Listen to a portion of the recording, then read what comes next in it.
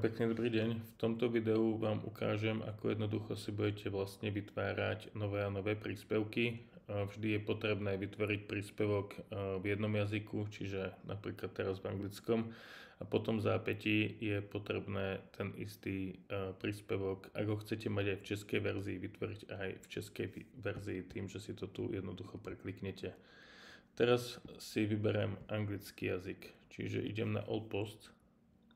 Tu teraz vidím vlastne všetky posty, ktoré sú, respektíve príspevky, ktoré sú vytvorené. Vytvoriť nový príspevok, kliknite sem hore na Add the new post. V podstate, čo sa týka tých náhľadových obrázkov, tak náhľadový obrázok by mal byť v rozmere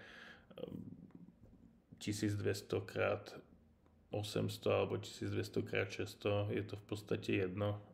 Mal by si to nejakým spôsobom web upraviť v tej časti, kde sa tie posty nachádzajú sám. Ja tu teraz ukážem, akým spôsobom tu budete vytvárať, takže tu napíšem vlastne názov. Ďalší krok bude kliknúť na use the Divi Builder. Zatiaľ sa mi to tu len takýmto spôsobom predpripraví. Ja zatiaľ dám Build from Scratch. Tu kliknem Full Width. Tu kliknem Hide. A tu dole v podstate pridám obrázok. Je to v kategórii News. A tu dám Featured Image. Takže dám sem niečo. Dajme tomu, dám toto, hej. Je to 1280x930. V podstate tento obrázok, vidíte, hej, toto je vložený ako náhľadový, je to obrázok na výšku, mal by byť ale na šírku, čiže ja sem dám tento ako príklad a dám a kliknem. V ďalšom kroku je veľmi dôležité dať publikovať. Publikovať dávam ale iba z toho dôvodu, aby sa mi tieto všetky nastavenia, ktoré som pred chvíľkou urobil, aby sa mi uložili.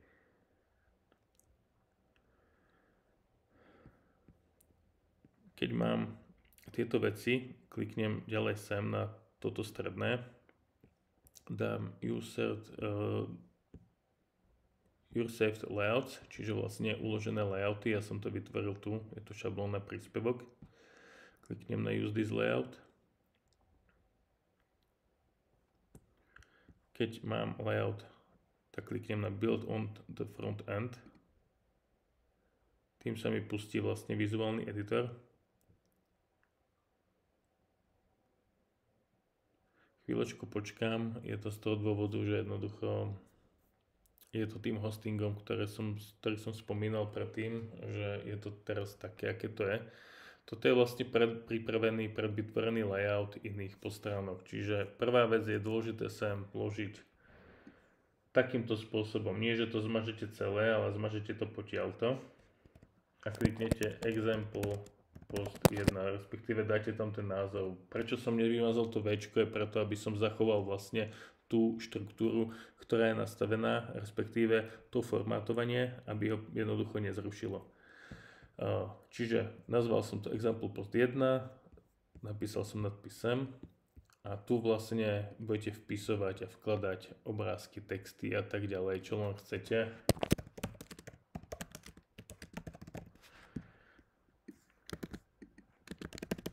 Môžete vkladať tie texty takýmto spôsobom. Obrázky môžete pridávať tak, že kliknete na niečo, hej, na obrázok a vložíte ho sem. Vložíme sem napríklad tento obrázok alebo tento. Jednoducho je to tam teraz vložené. Pod to, keď chceme dať nejaký ďalší text, klikneme text a píšeme ďalej. Tento text je ale potrebné nastaviť, takže ja osobne by som radšej odporúčil to, že som vám tu pripravil text, čiže keď klikneme na Add the new module a klikneme Add the from library, tak vlastne je tu text modul, je to vlastne príprava toho, čo je v iných častiach webovej stránky. Môžem si to tu opäť celé takto vymazať a budem zasa pokračovať v písme, aké si dám, hej, a budem pokračovať v tom, čo som vlastne tvoril doteraz. a budem písať ďalej a ďalej. A takto jednoducho si budete vytvárať ten príspevok. Keď máte hotovo, dáte save. Kategóriu máte vlastne jednu, v anglickej mutácii je to news, v tej českej je to actuality a jednoducho, keď je hotovo, kliknite na Exit Visual Builder, pôjdeme do EcoGlass a v podstate tam hneď uvidím ako novinku, ako ďalší príspevok tu je, hej, vidíte.